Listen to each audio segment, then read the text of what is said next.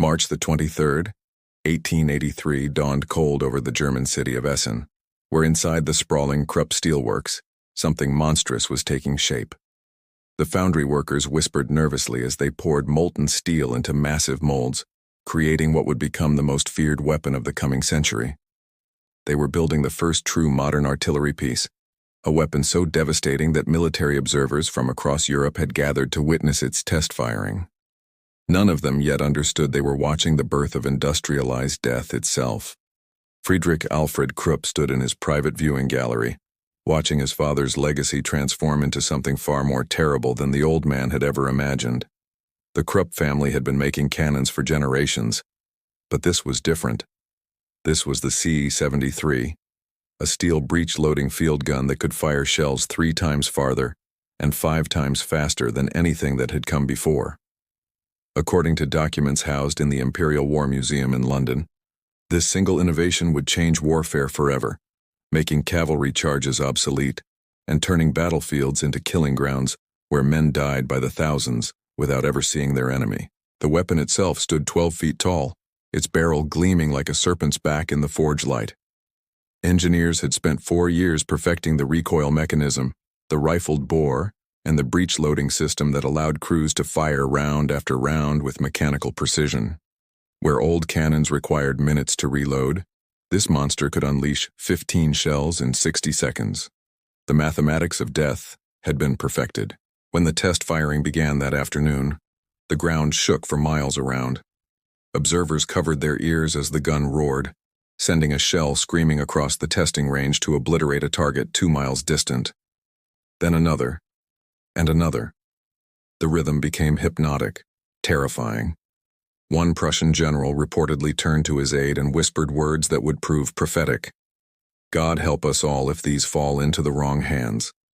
God help us more if they fall into the right ones. What none of these men fully grasped was that they were witnessing the industrialization of slaughter. The Krupp gun was not just a weapon, but a system, a marriage of industrial manufacturing, chemical propellants, and mechanical engineering that could be replicated endlessly. Within months, the Krupp works would be producing dozens of these guns. Within years, hundreds. Other nations would copy the design or create their own variants, each trying to outdo the others in range, accuracy, and rate of fire. The workers who built these machines often struggled with what they were creating. Letters preserved in the Essen Municipal Archives reveal that some men quit, unable to reconcile their craftsmanship with its purpose. Others rationalized it as patriotic duty, telling themselves that deterrence would prevent war. They were wrong. The gun they built would not prevent the next war. It would define it, turning conflicts that once killed thousands into catastrophes that consumed millions. The greatest killing machine was now loose in the world, and humanity would spend the next century learning to fear what it had created. November the 9th, 1891, brought an unexpected frost to the French proving grounds at Bourges, where Captain Albert Depoor stood shivering as he supervised the final tests of France's answer to the German threat. The Canon de 75 Modèle 1891, which would soon be known simply as the French 75, represented 4 years of frantic development. The French military establishment had been humiliated by their defeat in the Franco-Prussian War of 1870 to 1871, and they were determined never to face German guns from a position of weakness again. Depoor had studied the Krupp guns extensively, obtaining specifications through a network of spies and informants that stretched across Europe. What he and his team of engineers created was not merely an imitation, but an evolution. The French 75 incorporated a revolutionary hydro-pneumatic recoil mechanism that allowed the barrel to slide backward and forward without moving the carriage. This seemingly simple innovation meant the gun crew never had to re-aim between shots. The weapon could fire an astonishing 20 rounds per minute with accuracy that bordered on the supernatural. During the demonstration that frigid November morning, assembled dignitaries watched in stunned silence as a single gun crew systematically destroyed 15 targets in under a minute. Each shell flew true, detonating with precision that seemed impossible for a weapon of such power. The French Minister of War, Charles de Freycinet, reportedly stood speechless for a full minute before turning to Depoor and uttering a single word: more. The order that followed would change the industrial landscape of France. Factories in Lyon, Saint-Étienne, and Toulouse were retooled to produce these guns. Thousands of workers who had made textiles or locomotives now found themselves crafting instruments of war. As documented in the French National Archives, the government invested over 200 million francs in artillery production between 1891 and 1900, an astronomical sum that reflected the existential fear gripping European powers. But France was not alone in this race. In Britain, the Armstrong-Whitworth factory in Newcastle was developing quick-firing naval guns that could sink battleships from miles away. In Russia, the Putilov works in St. Petersburg was churning out field guns based on stolen French designs. In Austria-Hungary, Skoda was creating mountain artillery that could be disassembled and carried across alpine passes. Every major power was building its arsenal, each convinced that superiority in artillery would determine the outcome of the next great war. The terrible irony was that everyone was right. Artillery would indeed determine the next war's outcome, but not in the way anyone imagined. Military theorists of the 1890s still envisioned warfare as a contest of maneuver and elan, where brave infantry and cavalry would carry the day. They saw artillery as support for these traditional arms, not as the dominant force on the battlefield.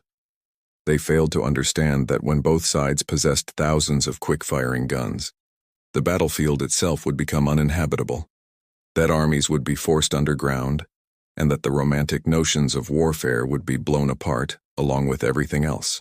By the turn of the century, the major European powers collectively possessed over 20,000 modern artillery pieces, each capable of delivering death at ranges and rates that would have seemed like black magic to Napoleon's generals. The killing machines had multiplied, and the men who controlled them told themselves they were building peace through strength, never imagining the storm they were actually creating. January the 15th, 1903 saw Sir Andrew Noble standing in his London office, reviewing contracts that would make him one of the wealthiest men in Britain. As chairman of Armstrong-Whitworth, Noble presided over an empire built entirely on the manufacture of weapons. The company's order books read like a roster of the world's militaries: battleship guns for the Royal Navy, field artillery for Japan, coastal defense weapons for Chile, machine guns for anyone with sufficient gold. War, it turned out, was extraordinarily profitable. Noble was not alone in profiting from the arms race. Across Europe, a new class of industrialist had emerged, men who built fortunes on the fear of nations. Friedrich Alfred Krupp had died in 1902, but his daughter Bertha had inherited an empire that employed over 40,000 workers in Essen alone. In France, Schneider Creusot supplied not just the French military, but exported weapons to Russia, Belgium, and Spain. These were not mere merchants, but architects of a new industrial order where weapons drove technological progress and profits flowed from the machinery of death. The extent of this trade was staggering. According to research published in the Journal of Military History, global arms expenditure increased by 300% between 1890 and 1910. Britain alone spent over £40 million annually on its navy, much of it going to companies like Armstrong-Whitworth and Vickers. The French Chamber of Deputies allocated similar sums for artillery and fortifications. Germany's military budget doubled in the same period, with most of the increase directed toward Krupp and other armaments firms. But the trade was not limited to Europe. The Russo-Japanese War of 1904 to 1905 became a proving ground and marketplace for European weapons. Both sides purchased artillery, machine guns, and ammunition from European manufacturers who were happy to sell to anyone. Armstrong supplied guns to Japan while Krupp supplied Russia, a grotesque arrangement where European industrialists profited from Asian bloodshed. When Japanese artillery, largely British-made, destroyed the Russian fleet at Tsushima, orders from other nations poured into Newcastle and Birmingham. This weapons trade created perverse incentives. Arms manufacturers had no interest in peace, as peace meant idle factories and lost profits. They lobbied governments, financed newspapers, and cultivated relationships with military officers. In some cases, they went further. Documents uncovered in the French archives after World War I revealed that Schneider-Creusot had paid bribes to Russian officials to secure contracts, while Krupp had financed newspapers that promoted militaristic policies. The moral calculus of these men varied.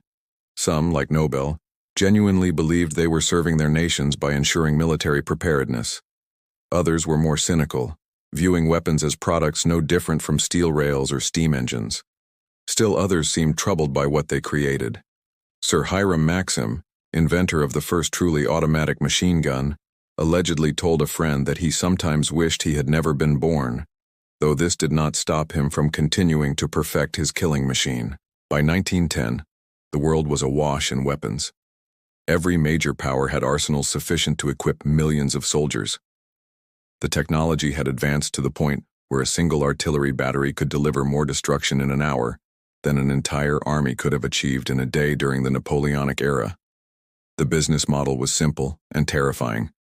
Nations bought weapons to defend themselves from neighbors who were also buying weapons, creating an endless cycle of escalation. The industrialists who fed this cycle told themselves they were patriots, but they were building the infrastructure for catastrophe.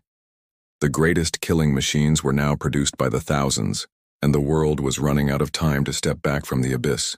August 6, 1914, brought Private Hans Müller of the German 115th Infantry Regiment to the Belgian border, where he stood in a column of gray-clad soldiers that stretched beyond sight. Hans was 20 years old, a farmer's son from Bavaria, who had been swept up in the mobilization that followed the assassination of Archduke Franz Ferdinand in Sarajevo. Like millions of others, he had cheered as he boarded the train, believing the war would be over by Christmas. Standing at the border with his rifle and pack, hearing the distant thunder of artillery for the first time, he felt the first stirrings of doubt. The German war plan, the Schlieffen Plan, called for a massive right hook through Belgium to outflank the French armies. Hans and his regiment were part of the Second Army under General Karl von Bülow, one of 7 armies totaling over 1.5 million men. The planners had calculated everything: march rates, railway capacities, ammunition consumption. What they had not adequately prepared these young men for was what modern artillery would do to human bodies. Hans first encountered the killing machines 3 days later at a village called Liège. Belgian fortresses ringed the city, and the German advance stalled as fortress guns rained shells on the attacking infantry. Hans watched men simply disappear in explosions, their bodies torn apart by forces no human was designed to withstand. The screaming of the wounded mixed with the roar of guns in a symphony of horror. His lieutenant, a career officer who had seemed so confident days before, crouched in a crater, hands shaking as he tried to read his orders. The Germans brought up their answer: the 42-centimeter howitzer called Big Bertha after Krupp's owner. Hans had never seen anything like it. The gun was so massive it required multiple railway cars to transport and took hours to assemble. When it fired, the sound was not a bang but a physical force that knocked men down hundreds of yards away. The shells weighed nearly a ton each and could penetrate meters of reinforced concrete. Watching these guns reduce the Belgian forts to rubble, Hans understood something fundamental had changed in warfare. Courage, training, and discipline meant nothing against such weapons. Men were no longer warriors but targets. As documented in the regimental histories held at the Bavarian State Archive, Hans's regiment suffered 40% casualties in the first month of fighting. The survivors learned to live in constant fear of artillery. The French 75s that had seemed so impressive on parade grounds became instruments of terror on the battlefield. They fired so rapidly and accurately that entire companies could be destroyed before they even saw the enemy. The shells arrived with a distinctive whistle that haunted men's dreams, followed by the meat grinder sound of shrapnel tearing through ranks. Hans wrote letters home that the censors allowed through because they revealed no tactical information, but they painted a picture of psychological devastation. In one letter from September 1914, he wrote, "Mother, I cannot explain what the guns do to us. We dig into the earth like animals because there is nowhere else to hide. Men go mad from the noise. Yesterday, a sergeant shot himself rather than face another barrage. The officers say we are winning, but I do not understand how anyone can win when everyone is dying." The infantry on all sides quickly learned that the killing machines had made traditional warfare obsolete. Cavalry charges were suicidal. Infantry assaults across open ground were massacres. The only solution was to dig deeper, to create trench systems that eventually stretched from the English Channel to the Swiss border. Hans and millions like him would spend the next 4 years living underground, emerging only to assault positions protected by the very artillery that had driven them there in the first place. What Hans could not have known was that he was experiencing the first chapter of a new kind of war, one where industrial production capacity mattered more than individual heroism. The killing machines would fire hundreds of millions of shells over the next 4 years. They would reduce ancient cities to rubble, poison soil for generations, and kill or maim millions. And men like Hans, the ones who survived, would carry the psychological scars forever, traumatized by weapons that had turned warfare into mechanized butchery. March the 21st, 1918, found Colonel Georg Bruckmüller hunched over maps in a German headquarters dugout, calculating the mathematics of destruction. Bruckmüller was not a typical Prussian officer. He was an artillery specialist who had developed a system of bombardment so effective and so terrible that British soldiers called him Breakthrough Müller. On this morning, he was planning the opening barrage for Operation Michael, Germany's last desperate offensive to win the war before American reinforcements could tip the balance irreversibly.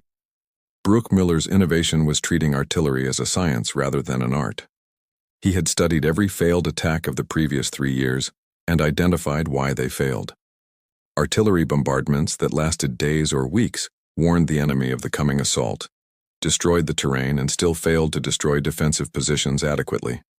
His solution was a short, intense bombardment, using precise mathematical calculations to maximize destruction while maintaining surprise. For Operation Michael, Bruckmüller commanded 6,600 guns and 3,700 trench mortars concentrated on a 50-mile front. The numbers were staggering. Over 1 million shells would be fired in just 5 hours. According to German military records preserved in the Bundesarchiv, Bruckmüller personally calculated the firing tables for each battery, accounting for wind, temperature, barrel wear, and the specific characteristics of different shell types. High explosive for trenches, shrapnel for personnel, gas shells for artillery positions. Each gun had a specific target and firing schedule, orchestrated like a symphony of death. The bombardment began at 4:40 in the morning on March 21st. British soldiers in the trenches opposite experienced something beyond previous horrors. Sergeant Arthur Empey of the British Machine Gun Corps later wrote in his memoir that the earth itself seemed to be exploding, that trenches collapsed, concrete bunkers cracked, and men died not from direct hits, but from the sheer concussive force of thousands of shells landing simultaneously. Communication wires were severed within minutes. Artillery positions were smothered in gas. Command posts were buried. Within an hour, entire sections of the British line had simply ceased to exist as organized military formations. The German infantry that advanced through the fog found scenes of utter devastation. British soldiers wandered in shock, bleeding from ears and noses, unable to hear or comprehend what had happened. Entire batteries of guns sat unmanned, their crews dead or fled. The system Bruckmüller had created worked with horrifying efficiency. In the first day, German forces advanced 10 miles, capturing 21,000 prisoners and 1,300 guns. It was the most successful offensive on the Western Front since 1914, but the mathematics of destruction cut both ways. Each advancing mile stretched German supply lines while contracting British ones. The artillery that had enabled the breakthrough could not move forward quickly enough to support continued advances. Meanwhile, French and British guns, falling back to prepared positions, began inflicting the same devastation on German troops that Bruckmüller had inflicted on the British. The offensive ultimately failed. By April 5th, it had ground to a halt, having advanced 40 miles at a cost of over 250,000 German casualties. The British and French had suffered similar losses but could replace them. Germany could not. Bruckmüller's mathematical precision had created a breakthrough, but it could not overcome the fundamental arithmetic of industrial war. The side with more factories, more shells, and more men would eventually prevail. What Bruckmüller had proven, though none of the participants fully understood it yet, was that artillery had become the dominant weapon of industrial warfare. Infantry now existed primarily to occupy ground that artillery had made indefensible. Casualties were no longer the result of rifle and bayonet, but of shells fired from guns miles away by men who never saw their targets. The killing had become abstract, mathematical, industrial. The numbers told the story. British records indicate that 70% of casualties in World War I were caused by artillery and mortars. The French fired over 300 million shells during the war. The British fired over 170 million. Germany fired a similar amount. The economic cost was staggering. Britain alone spent over £2 billion on artillery and ammunition, but the human cost defied calculation. Shells didn't just kill, they obliterated. Men disappeared, leaving no body to bury. Others survived physically, but were broken mentally by the constant bombardment, their minds shattered by forces their psyches were never designed to endure. The greatest killing machines had fulfilled their promise, transforming war into an industrial process where human beings were raw material to be consumed by the millions.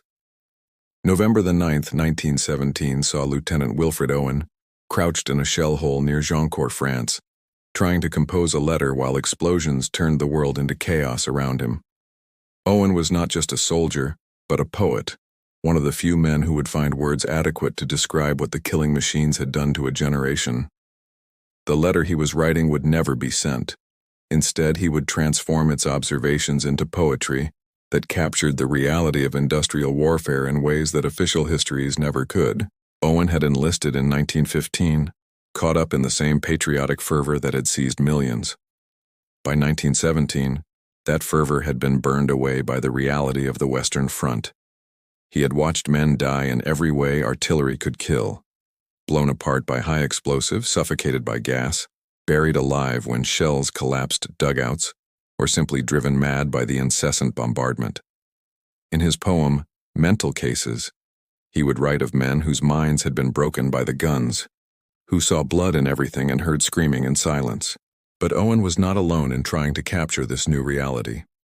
In Germany, Erich Maria Remarque was serving on the Western Front, storing observations that would become All Quiet on the Western Front, published in 1929.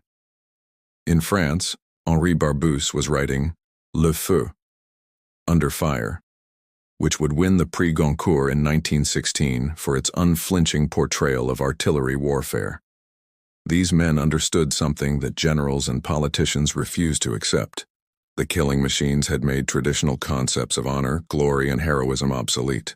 Barbusse's novel, based on his actual experiences, described scenes that official censors would have suppressed if they had understood their implications. He wrote of men liquefied by direct hits, of body parts hanging in trees, of soldiers who went insane from being trapped in craters filled with corpses, while shells continued to fall. According to scholars at the University of Paris who have studied wartime correspondence, Barbusse received thousands of letters from serving soldiers, thanking him for telling the truth that the newspapers refused to print. The psychological impact of artillery bombardment created an entirely new medical diagnosis: shell shock. British Army medical records show that by 1918, over 80,000 men had been diagnosed with the condition, though the actual number was certainly far higher as many cases were dismissed as cowardice. Symptoms included uncontrollable trembling, nightmares, paralysis, blindness, and complete psychological breakdown. Dr. Charles Myers, who studied shell shock cases at the Craiglockhart War Hospital in Scotland, concluded that the human nervous system simply was not designed to endure sustained artillery bombardment. Owen himself was diagnosed with shell shock in June 1917, after being blown into the air by a shell that killed several men around him. He spent months at Craiglockhart, where he met fellow poet Siegfried Sassoon. The two men's conversations and correspondence reveal their struggle to reconcile their sense of duty with their horror at what the war had become. Sassoon would eventually make a public declaration against the continuation of the war, risking court-martial. Owen would return to the front, driven by loyalty to his men, only to be killed on November 4, 1918, 1 week before the armistice. The poetry and prose these men created became the most enduring testimony to what the killing machines had wrought. Owen's Dulce et decorum est destroyed the notion that dying for one's country was sweet and fitting, describing instead the reality of gas attacks and men drowning in their own lungs. Sassoon's Suicide in the Trenches indicted the society that had sent boys to die. Remarque's novel would be banned and burned by the Nazis precisely because it told the truth about what industrial war did to human beings. These voices of the damned, as they called themselves, tried to warn the world that something fundamental had broken. The killing machines had not just killed bodies but souls, not just destroyed armies but entire societies' faith in progress and civilization. Owen's final poem, Strange Meeting, imagined dead soldiers from both sides meeting in hell, recognizing that they were not enemies but fellow victims of forces beyond their control. He never finished it. A German machine gunner killed him on a canal bank in northern France, another casualty of the greatest killing machines, which had claimed yet another young man who had dared to tell the truth about what they had done. December the 4th, 1916, found Field Marshal Douglas Haig at British General Headquarters in Montreuil-sur-Mer, reviewing casualty reports from the Battle of the Somme, which had finally ended 3 days earlier. The numbers before him told a story of unprecedented carnage. Over 400,000 British casualties, including 60,000 on the first day alone. French casualties exceeded 200,000. German losses were estimated at similar levels. For this ocean of blood, the British and French had advanced approximately 7 miles along a 20-mile front. Haig was not a stupid man, despite how history would often portray him. He understood mathematics and logistics. What he struggled with, along with every other commander in the war, was how to adapt military doctrine to the reality of industrial warfare. The killing machines had created a tactical problem for which no solution existed with available technology: how to break through defensive positions protected by massed artillery, machine guns, and barbed wire when the defender could always reinforce faster than the attacker could exploit any breakthrough. The Somme offensive had been conceived as the solution. For 7 days before the infantry attack, British guns had fired over 1.7 million shells at German positions, a bombardment so intense that Haig believed no living thing could survive it. He was wrong. German soldiers sheltered in deep dugouts emerging when the barrage lifted to man their machine guns and artillery. The British infantry, advancing in waves across open ground, were slaughtered. Some units suffered 90% casualties before reaching German lines. According to minutes from post-battle conferences held at British headquarters and preserved in the National Archives at Kew, Haig and his staff struggled to understand why the bombardment had failed. The answer was complex. Many shells were defective, exploding prematurely or not at all. Those that did explode often failed to cut wire entanglements, instead lifting them and dropping them in more tangled masses. The German dugouts were deeper than British intelligence had estimated. And critically, the week-long bombardment had eliminated any element of surprise, allowing Germans to bring up reserves. But Haig faced an impossible situation. Political leaders in London and Paris demanded offensives to relieve pressure on other fronts and satisfy public demands for victory. Doing nothing meant watching Germany potentially win the war. Small-scale attacks were simply slaughtered. The only option seemed to be massive offensives using overwhelming artillery support, accepting horrific casualties in the hope of achieving breakthrough. It was a ghastly arithmetic, and Haig knew it. His German counterpart, General Erich von Falkenhayn, faced similar dilemmas. Falkenhayn had conceived the Battle of Verdun in 1916 as a deliberate strategy of attrition, choosing a target the French had to defend and planning to bleed France white with artillery. He concentrated 2,000 guns and calculated that German artillery superiority would kill 5 French soldiers for every 2 Germans lost. The result was over 700,000 casualties combined, and roughly equal losses on both sides. Falkenhayn was dismissed, his strategy having failed to achieve its objective. The commanders on all sides were trapped by the technology of their time. They possessed the firepower to destroy armies, but not the mobility to exploit victories. Artillery could obliterate defensive positions, but the bombardment also destroyed roads and railways. making it impossible to move guns forward quickly enough to support advancing infantry. Radio communication was primitive, making it nearly impossible to coordinate artillery with infantry movements. Tanks were beginning to appear but were too unreliable and too few in number to change the tactical equation. French General Robert Nivelle promised a solution in 1917, a massive offensive using new tactics that would achieve breakthrough in 48 hours. He concentrated 7,000 guns and sent over 1 million French soldiers forward. The result was a catastrophe that cost over 180,000 French casualties in a week and sparked mutinies that nearly destroyed the French army. Nivelle was dismissed, replaced by Philippe Pétain, who privately told the French government that they must wait for American reinforcements and tanks before attempting another major offensive. The commander's dilemma revealed the central tragedy of World War I. The killing machines had advanced faster than military doctrine could adapt. Officers trained in the traditions of Napoleon faced situations Napoleon never imagined. They had unprecedented destructive power, but no corresponding increase in mobility or communication. So they did what military professionals throughout history have done when facing unsolvable problems. They persisted, hoping that will and resources would eventually prevail.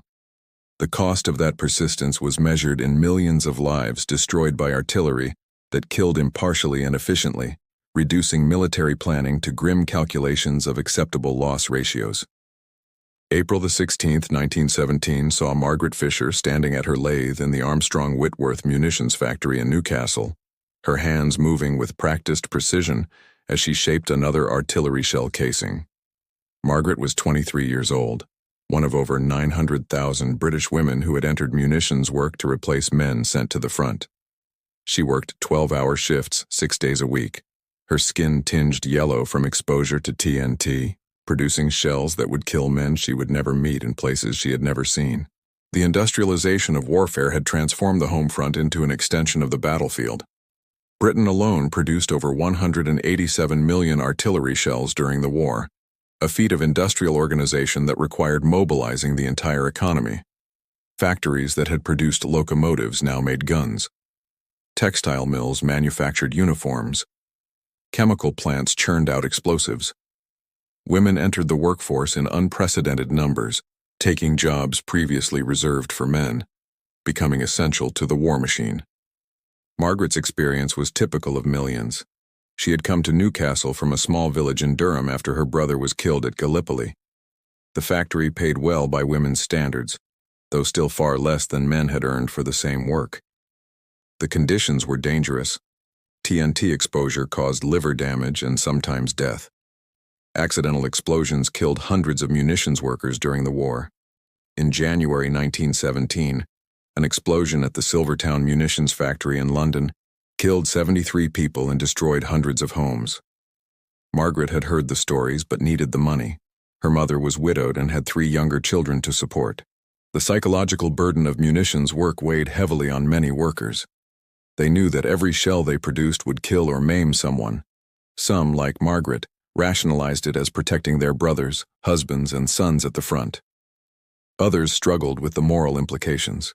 Letters and diaries preserved in the Imperial War Museum reveal that some women had nightmares about the shells they made, imagining the destruction each one would cause. The scale of production was staggering. According to records from the British Ministry of Munitions, shell production increased from 500,000 per month in early 1915 to over 10 million per month by 1918. This required not just factories but entire supply chains, mines for iron and copper, chemical plants for explosives, transportation networks to move materials and finished products. The British government effectively took control of major industries, setting production quotas, allocating resources and suppressing labor disputes in the name of victory. Germany faced similar mobilization. The Hindenburg program of late 1916 aimed to double ammunition production and triple artillery and machine gun production. The program required drafting hundreds of thousands of additional workers, extending work hours, and substituting ersatz materials for scarce resources. German women entered factories in similar numbers to British women, facing the same dangers and moral questions. By 1918, The German war economy was consuming so many resources that civilian populations faced severe shortages of food, fuel, and basic necessities. The munitions workers rarely saw the results of their labor directly, but sometimes reality intruded. Margaret's factory received periodic visits from wounded soldiers who were shown around to boost morale. She later wrote to a friend about meeting a sergeant who had lost both legs to a shell, describing how she had struggled to continue working after looking into his eyes. Yet she did continue, as did millions of others, because stopping felt like betrayal of the men at the front. The home front's reckoning with the killing machines was thus more abstract than what soldiers experienced, but no less real. Entire societies had been organized around producing instruments of death. Women who had been excluded from most industrial work now found themselves essential to warfare. The boundary between civilian and military had dissolved. Everyone was part of the war effort, everyone complicit in the machinery of destruction. When the war finally ended, over 8 million combatants were dead and 21 million wounded. The shells that Margaret and millions like her had produced had killed efficiently and impartially, fulfilling their purpose with industrial precision. The greatest killing machines had been fed by an entire civilization that had transformed itself into a factory of death. November the 11th, 1918 arrived with an eerie silence across the Western Front, as guns that had roared continuously for 4 years finally fell quiet at 11 o'clock in the morning. Private Ernst Toller of the Bavarian Army sat in his trench near Cambrai, unable to process the absence of sound. His ears, damaged by 4 years of bombardment, rang with phantom artillery. Around him, men wept, laughed, or simply stared into space, their minds unable to accept that the killing had stopped.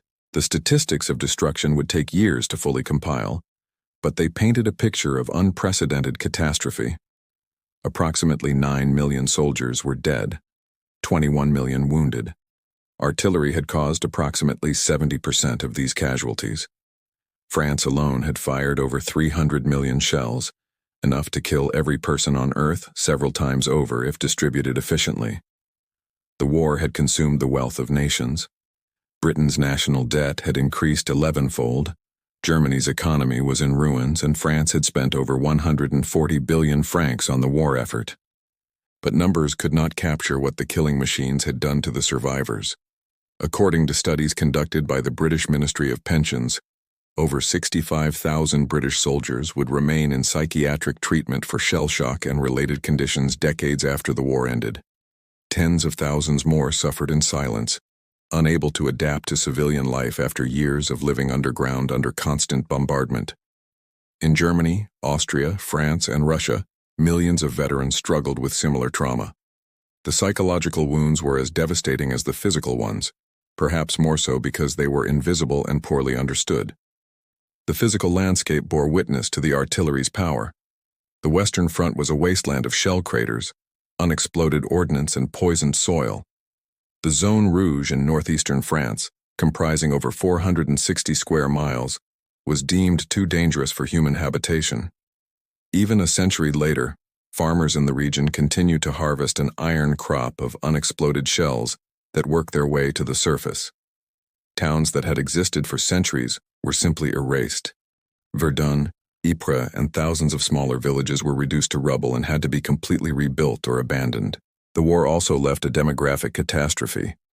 France lost 1.4 million men, approximately 4% of its total population, and 17% of men aged 18 to 35. Britain lost over 700,000 men.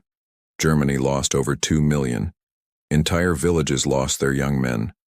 Women who should have married and had children instead faced lives of spinsterhood because their potential husbands were dead. Birth rates plummeted, creating a lost generation that would have profound social and economic consequences for decades. The question of responsibility haunted the post-war years.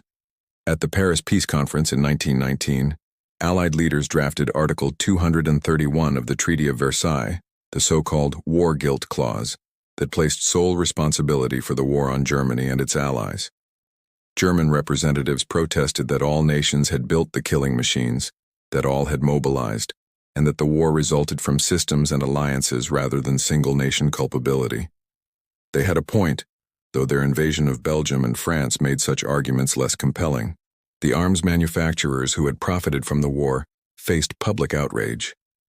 Investigations in Britain and France revealed the extent to which companies like Vickers, Schneider, and Krupp had lobbied for military spending and even sold weapons to both sides through neutral countries. A League of Nations commission in the 1930s would document how the merchants of death had helped create the conditions for war. Some manufacturers faced legal challenges, but most escaped serious consequences. The companies that built the killing machines survived and would build more for the next war. Perhaps the most damning verdict came from the survivors themselves. The literature of the 1920s and 30s was dominated by works that repudiated the war and everything it represented. Ernst Junger's Storm of Steel, Robert Graves's Goodbye to All That, Vera Britton's Testament of Youth all testified to how the killing machines had destroyed not just bodies but faith in civilization itself. The generation that had survived artillery barrages, gas attacks, and trench warfare emerged convinced that their elders had betrayed them, that the old certainties of progress, honor, and national glory were lies that had sent millions to meaningless deaths. The aftermath revealed the true cost of the greatest killing machines. Not just the immediate casualties, but the psychological, social, and spiritual devastation that would haunt nations for generations. September 1st, 1939, brought the sound that Europe had dreaded for 20 years. Artillery fire once again echoed across the continent as German guns opened the invasion of Poland. Despite everything the Great War had taught humanity about industrial slaughter, despite the millions dead and the promises of never again, the killing machines were being deployed once more. This time they were more mobile, more accurate, and more deadly than ever before. The interwar years had been marked by desperate attempts to prevent another catastrophe. The League of Nations had held conferences on arms limitation. The Kellogg-Briand Pact of 1928 had outlawed war as an instrument of national policy, signed by 63 nations. The Washington Naval Treaty and subsequent agreements had attempted to limit naval armaments. All of these efforts ultimately failed because they could not address the fundamental dynamics that had created the arms race in the first place: national insecurity, industrial capacity, and the belief that military strength ensured security. Indeed, the artillery that opened World War II represented the evolution of everything learned from World War I. German forces employed the blitzkrieg tactics that combined artillery with tanks and aircraft in coordinated assault, solving the mobility problem that had stymied generals in the previous war. The Nebelwerfer rocket artillery could saturate areas with explosives in seconds. Soviet Katyusha rockets, nicknamed Stalin's organs, would fire salvos that obliterated entire map squares. American and British artillery would develop fire direction centers that could call down shells from dozens of batteries simultaneously, with precision that Bruchmüller could only have dreamed of. The death toll would dwarf even World War I. Over 70 million people would die in World War II, many from artillery and aerial bombardment that represented the ultimate evolution of industrialized killing. Cities would be reduced to rubble by sustained bombardment. Leningrad would endure a 900-day siege in which artillery killed hundreds of thousands. The Eastern Front would see artillery barrages involving tens of thousands of guns. The technology of death had not stopped evolving, just because one war had ended. But something had changed in humanity's relationship with these weapons. The survivors of World War I had tried to warn the world. Their memoirs, poetry, and testimony had documented what industrial war actually meant. Yet this knowledge proved insufficient to prevent repetition. As historian Paul Fussell later documented in The Great War and Modern Memory, the experience of World War I had fundamentally altered how Western civilization understood warfare, heroism, and progress. The romantic notions that had sent men marching to war in 1914 did not survive the trenches. After World War II, the atomic bomb represented the logical endpoint of the industrialization of killing that had begun with the Krupp guns of the 1880s. Nuclear weapons made conventional artillery obsolete for great power conflicts, while simultaneously ensuring that such conflicts would mean mutual destruction. The killing machines had become so effective that they could no longer be used without destroying civilization itself. The Cold War was fought under this shadow, with conventional artillery continuing to kill in Korea, Vietnam, and countless smaller conflicts, while the superpowers accumulated nuclear arsenals sufficient to destroy all life on Earth. Today, the legacy of the greatest killing machines remains visible. Artillery continues to kill in conflicts around the world. The fundamental technology would be recognizable to soldiers from World War I, projectiles thrown at high velocity to explode among enemy forces. Modern electronics have made the weapons more accurate, modern propellants have extended their range, but the basic principle remains unchanged. Wars in Syria, Ukraine, and Yemen feature artillery duels that echo the Western Front, with similar results. Cities reduced to rubble, civilian casualties, and soldiers traumatized by constant bombardment. The Zone Rouge in France remains contaminated. Unexploded shells from World War I still kill farmers and construction workers. The psychological legacy persists in how Western societies understand war, filtered through the literature and testimony of those who survived the artillery barrages. The killing machines that Krupp workers assembled in 1883 set in motion a transformation in warfare that humanity has never fully reversed or come to terms with. Perhaps the most profound legacy is the question that remains unanswered. How does a species capable of creating such devastating technology avoid using it? The arms manufacturers who built the greatest killing machines believed they were ensuring security. The soldiers who deployed them believed they were defending their nations. The workers who produced millions of shells believed they were protecting their loved ones. Everyone involved had reasons, justifications, and rationalizations. Yet the result was industrial-scale slaughter that destroyed a generation and set the stage for even greater catastrophes. The greatest killing machine everyone feared was not ultimately just the Krupp gun, or the French 75 or any specific weapon. It was the marriage of industrial capacity, national competition, and human willingness to rationalize mass destruction. That machine continues to operate today, restrained by the memory of what it can do but never fully dismantled. The legacy remains unfulfilled because humanity has learned to fear the killing machines without learning to renounce them entirely. And so they remain, ready to be deployed again whenever fear, ambition, or ideology provides sufficient justification. The whistle of incoming shells, that sound that haunted millions of soldiers, remains humanity's reminder of what industrial civilization can create when it turns its genius toward destruction rather than creation.